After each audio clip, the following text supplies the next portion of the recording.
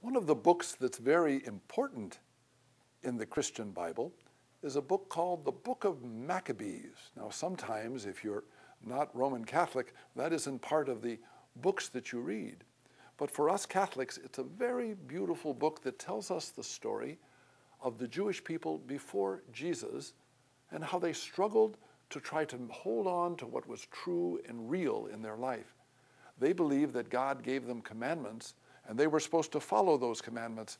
But at the time of these people, the Maccabees, there were some foreign people, some Greeks that came in, and they wanted them to get rid of all of their customs, all the things that they did following the law of Christ. Things like not to eat pork. They were not supposed to eat pork. Well, they had a real struggle because the Greeks said, "Ooh, go ahead and eat pork." And they wanted everyone to act just the same. And the Jews said, wait a minute. We can't just do everything that everybody else says. We have got to stand up for what God calls us to do. And you know what happened? The Jewish people started suffering in a big way.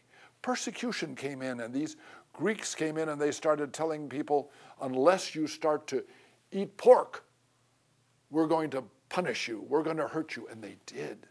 They started to do terrible tortures on the people, forcing them to eat pork. But the Jews, there were some of them that said, no, I don't want to do that. And they stood up for what they believed, and many of them died, even over a thing like eating pork. Well, you and I, we know that Jesus is asking us to do some tough things.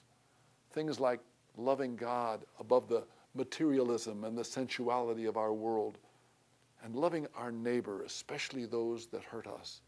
And sometimes when we stand up for God, there are others that get very upset and they want to persecute us.